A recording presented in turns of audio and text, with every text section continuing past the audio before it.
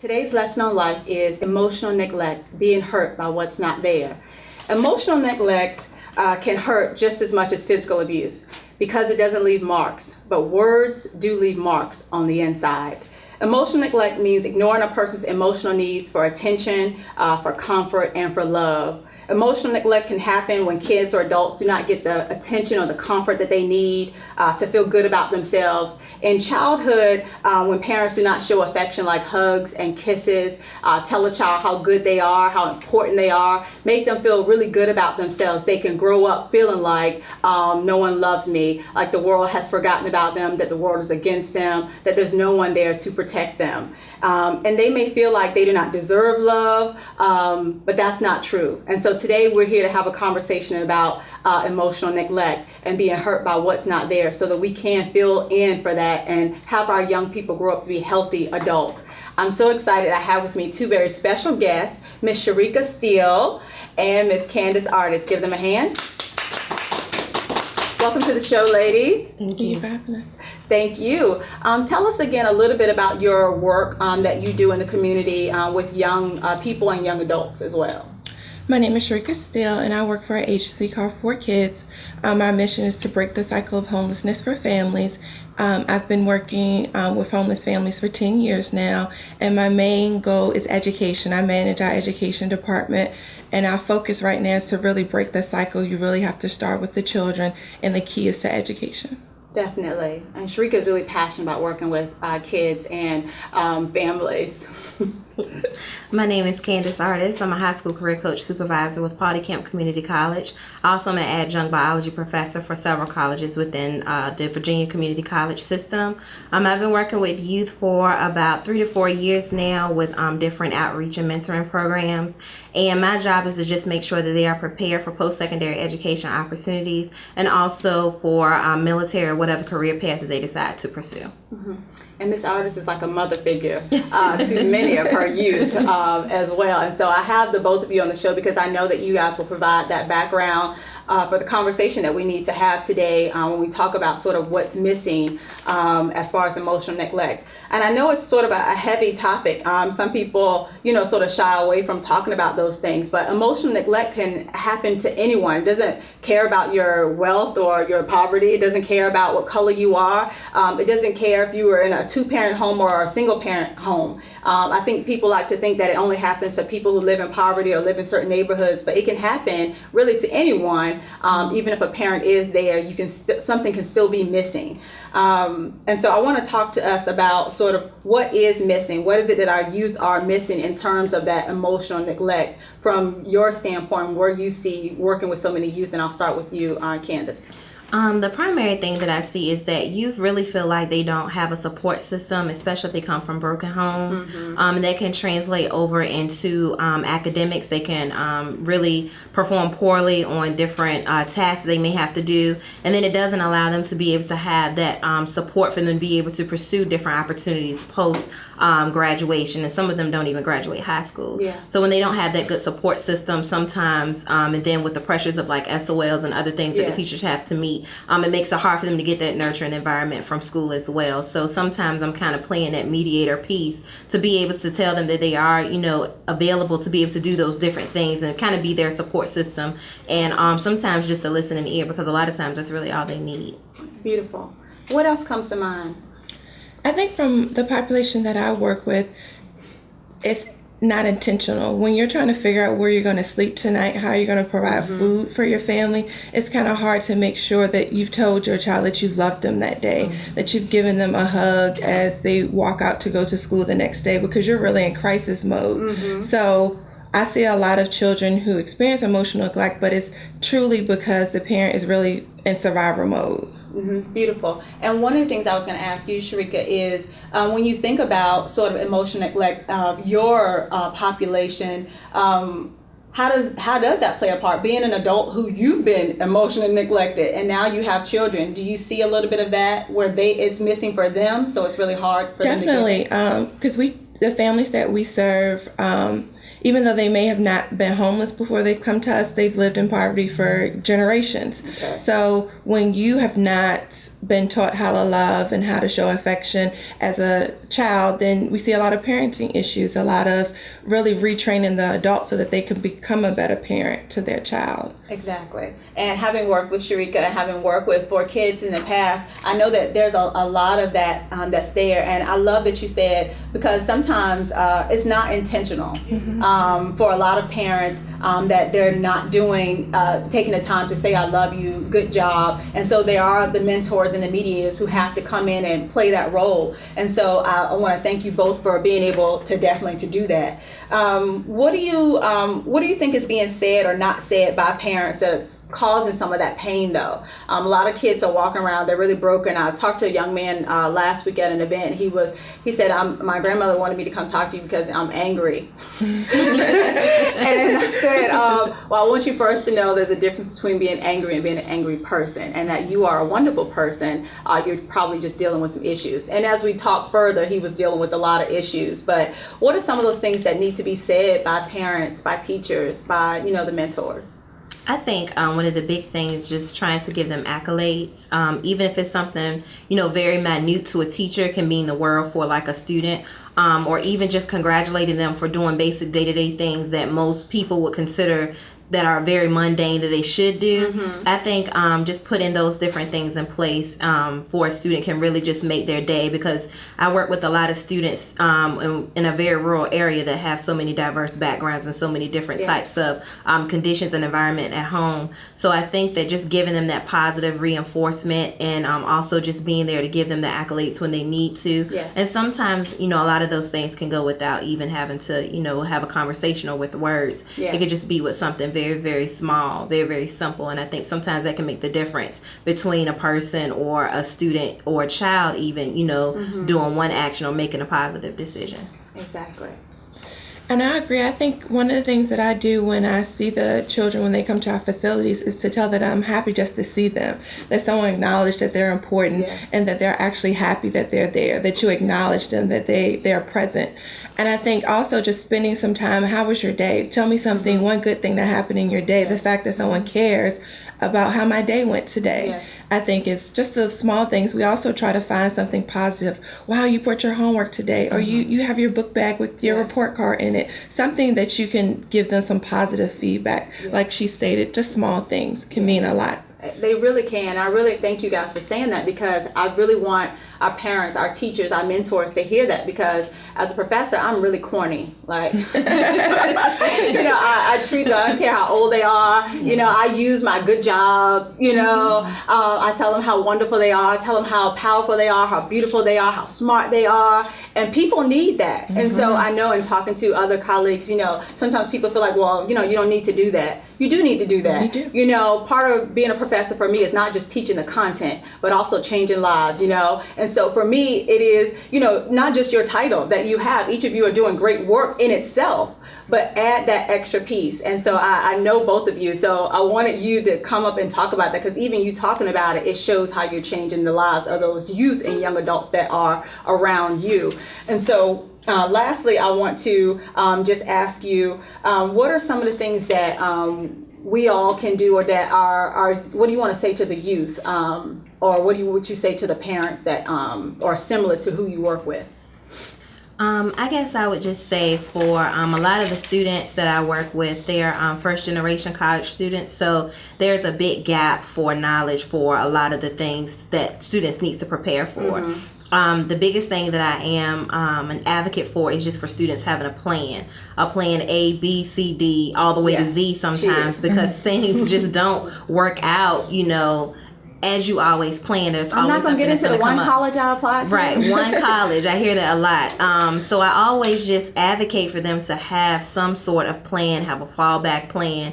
And even if, their parents might not be aware of certain, opportunities or even certain organizations or scholarships or any type of resource that they have, my biggest thing is just trying to empower them, because I feel as though if they make a decision, it's good, but to make an informed decision is better. And they can actually, be able to have something kind of, behind the scenes in the event that something doesn't work out. And I always advocate for them to have some kind of trade or skill. Yes. In the event, something happens, you have something to fall back on. So just having a plan and being able to be an effective planner is one of my biggest things that I preach about. Yes, and I know that Miss Candace does mock interviews. Yes. She sets them up for success because she wants them to be able to make it on their own when that time comes. And it's never too early to learn. And again, even if you don't have a program like the ones that the ladies represent here today, again, we're giving you this information so you can be empowered teachers and parents and mentors. Sharika, same question. Anything that you want to share with those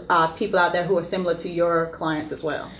I would say just take the time. Normally when I spend the time with my children when they arrive, it may be 5 minutes. And I know life can be very busy, but you could be walking through a store and you see a child smile, say hello. I think that there's so many kids out there, we can't reach and serve everyone, but a smile can make a difference to a child who's had a really rough day. You never know what some of our kids go home to, but they say it only takes one positive adult to make a difference in a child's life, and that can be any of us. Definitely. Thank them so much. Give them a round of applause again. And again, our topic today was emotional neglect, being hurt by what's not there. So just remember that those things that aren't there, you can be present physically, but so much can be missing emotionally. So make sure to say I love you to the ones you love. Make sure you say, how are you? Spend time with the people you love, not just children. I'm talking about adults too. It's important. All of us need that emotional support. I love you. Thank you so much for joining us on It's Life Changing.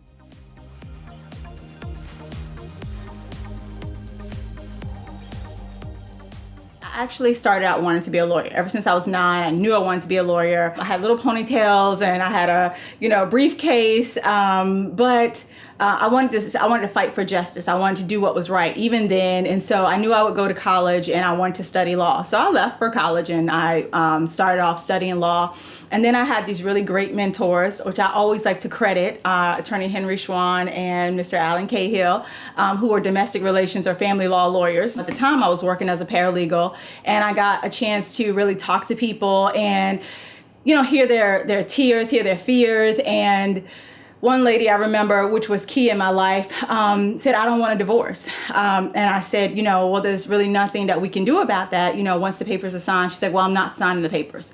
And I said, well, even if you don't sign the papers, we have to do an order of publication. It'll be published and you'll still be divorced. And that was the hardest thing for me as a professional to have to say to this woman who was just hurt. And so I said, there has to be another way to really help people. At the same time, we did these office lunch hour things, and Mr. Schwan actually took me out to lunch one day, he and I, and which was weird because we always went as a group. And I said, am I getting fired? And he said, no, and we love you. And I said, well, I really like working here. And he said, well, we want you to do something else. And I said, who's we? He said, the whole office. And we want you to think about continuing your studies in law or doing something that you love because we really appreciate you. We love you. You're smart enough to do even more. And I said, okay. And I had gotten really comfortable in my life. And I was comfortable being a wife and having a good job. And so I went home and talked to my husband. I prayed about it. And I jumped in, started studying psychology, changed from law to psychology, went ahead and got my bachelor's degree in psychology, then my master's degree, then my doctorate degree, and I specialize in marriage and family. That's why I have a passion for relationships and keeping people together. And so that's how it all sort of gotten started. And from there, it's just sort of grown. You would think that it's like I made an intentional choice. I like to think that I'm a very spiritual person, so I believe that all things happen the way they're supposed to, and that your life sort of has a way of working itself out. And the interesting thing is, when I first graduated from graduate school, I was working actually with the Navy SEALs and with the military. And so that was not on the list of things to do either. But I loved it. And from there, I became a director of foster care, and that was not on the list either. And from there, I got recruited to become a professor of psychology, and that was not on the list of things to do either. And all of those things that I was able to do, I count them blessings, because as I always say, I wouldn't be the me that I am today if I hadn't gone through the things. And so becoming a professor, it was one of those things that most of us in graduate school say you're going to do when you're older. You're going to do when you've done this, and now you have so much to give back. But for me, I have so much to give always.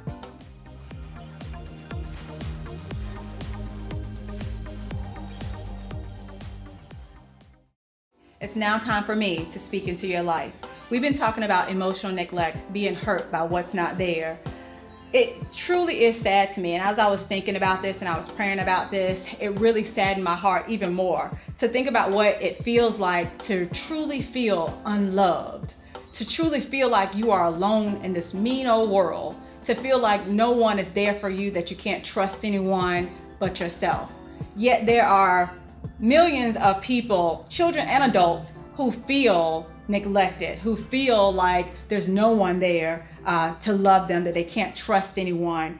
And so I have just a little bit of a message today that I came to bring you a little bit of hope and a little bit of love and a little bit of peace, as always, because I want you to know that even though you don't know what your purpose is, that every single one of us were given purpose. And even though you feel rejected, I want you to know that you are wanted. And even though you feel like you're not loved, that you are. And so, like I said before, even when you feel like there's no one there to love you, you've already been loved. It's not something that you have to seek. A lot of times people are looking on the outside for things to feel on the inside, but I want you to know that you've already been paid for. That battle that you're trying to fight, that anger that you have inside, that you don't have to do that any longer. I want you to understand that those things that have been missing in your life, they're not really missing. They've been there all the time. All the time that you thought that you weren't smart enough, you were. All the time that you thought you weren't creative enough, you were. All the times you thought that you didn't have enough in you to do that thing, you did. All the time that you told yourself, I can't go to school, or I can't apply for that job, it was already in you. So when you look back over your life, I want you to be grateful. I want you to be thankful for who you are, because all the things that you thought were missing, they were always there. As I was thinking about this, I thought about my own childhood, and I thought about the things as I was growing up. I thought I was missing out on some things. And so I like to tell my students the story of how I was raised. I was born in the city and I was raised in the country. And so I would tell people, I said, well, maybe I should have been raised in the city. Really? Do I look like I belong? Really? Okay? You know, in some of the streets where my father was, or do I look like I should have been there? So I thank God now, looking back, that I was raised in that little town. And so when I think about some of the things that we didn't have a lot of money to buy the clothes that I really wanted, but the lesson that I learned, young people, is that my value is not about what I wear. Now, I still try to look fly now, okay? But the value is not about these clothes. The value is about the person that I am. And so through that little bit of clothing, that little bit of money, it taught me the value of shopping, of money, and how to make money last. Having to get a job. I thought, well, other people aren't working, Mom. Why I gotta work? And my mom did a lot. We cleaned, we created meals for people in the neighborhood. We sold food. We did all sorts of things before I actually got my real job, okay? All those things that for a while, for the most part, I was happy because I was that kind of child. I was happy doing it. I was happy working with my mom. But there were times in my life where I questioned, why do I have to do it when other people are just given some things? And so a lot of my students say, Dr. Perry, I'm mad because I didn't get a scholarship, or so-and-so got a scholarship and they didn't do anything. I used to be that same way when I was in college, going through working 2 jobs and trying to pay for school, and other people were just giving money and they were wearing the nice clothes and I was still struggling. But there's no place for bitterness in me or in you, because it is because I went through those things, I'm a better person. Those things gave me an amazing work ethic that I now take into doing this show, into my career that I share with my students, and I wouldn't trade that for anything. I want you to understand some of the things in your life. It seems like, why was I the middle child? Why do I have to have a brother or a sister? My little sister had to go with me everywhere. Okay, that is the best abstinence. Okay, that will keep you out of trouble, because my mother didn't let me go anywhere without her. Okay, and I thank God for that, because I'm a better person today when I look around in my world.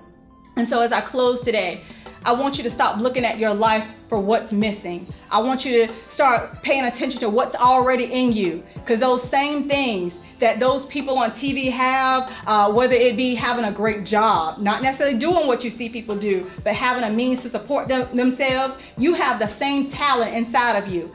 Your talent might not be what their talent is, but the talent, the purpose is already in you. And so all you have to do is believe in yourself and awaken what it is that God has purposed you to do. And secondly, I want you to understand that because of what we've been through, it's not that you put it aside. It's not that you repress it. Because of what you've been through, that's what makes me strong. That's what makes you strong. Because I've been through what I've been through. And so I thank you for watching this show. I thank you for believing in me. I want you to know that I so believe in you.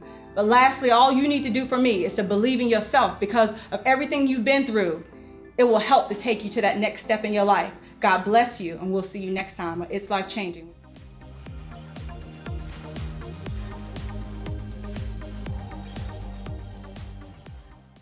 We are now here having our community resources, and I have with me Mr. Tico Winder, right? Yes, Tico ma'am. Winder from the Western Town Order Community Services Board, and I'm looking forward to having this conversation with you again. Tico and I have worked together on a previous panel called The Truth, okay? Yes, the ma'am. real you that hides, Yeah, okay? very good. Yes, I remember. Sponsored by SEM Vision, and so I'm happy to have you on the show. Welcome, Mr. Tico Winder. Thank you. Thank you. And so today we've been talking about emotional neglect and being hurt by what's not there. I know you do some work in the community, so tell us a little bit about the work that you are doing in the community. Oh, yes, ma'am. First of all, once again, my name is Tico Winder, and I work for Western Tidewater Community Service Boards. I'm a prevention specialist there. And my job is to work with the young African American men and sometimes adolescents. And what I do is I go into the schools and sometimes into the jails, and we come up with groups to help them provide for the future. Mainly with the jail program, the young men that are in jail, we focus on getting them ready for when they get out. Because we know if they don't have any jobs that are ready for them, more than likely they will repeat and come back to jail. So we focus on getting them ready to write resumes, learning how to go through an interview, as far as knowing eye contact, knowing what type of clothes to wear, knowing what to say in the interview, and just provide for life for when they get out. That's beautiful. That's definitely necessary because a lot of people, they feel lost in incarceration. And having done some speaking engagements in the Deerfield prison and in Chesapeake, a lot of times people are afraid. Absolutely.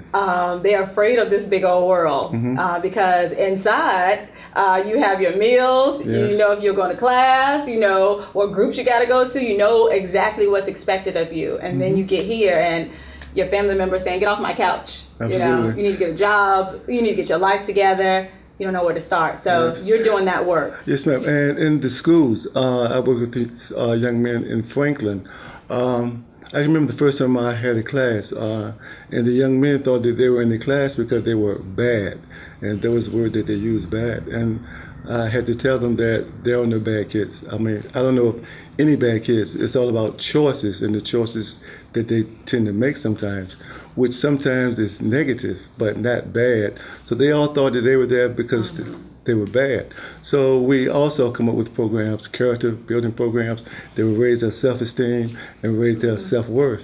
So whereas when they finish school, they also know that there is no bad. It's about choices. If I choose to hang around positive people, I'm going to be positive. If I choose to hang with negative people, maybe I may end up in jail or may not do anything that is positive. Yeah. And I want to point out, you were saying, some kids who thought that they were bad. Again, this segment is about emotional neglect. And so I want to encourage, not only our children, but also some adults who were children, grown up now, to separate yourself from those things that you've heard. You may have heard that you were a bad kid. You may have been told that you are an angry person. Separate yourself from that emotion. Separate yourself from that feeling. Because what you're feeling and who you are can be two very different things. And so I hope that you'll meet someone who can encourage you and help you to separate that. And if you don't meet someone, seek out people and separate who you are so that you're not feeling like you're a bad person. Maybe you've done some bad things, but that doesn't make you a bad person. You can change your life still. Absolutely. And so there's a program that you're working with as well? Yes, ma'am. Western Tidewater is sponsoring for the 4th year 3-point shootout and life skills workshop. And what that entails is we're working with the young kids ages 9 through 17, boys and girls. They get the opportunity to come to Franklin, LP Jackson School, and everyone gets a chance to do 3-point shots. But also there is an education component to the workshop as well, whereas we're going to have Latrell Mariano. She's going to be doing gang awareness. So we have someone there that's talking about gangs and the ills of gangs and how to stay away from gangs.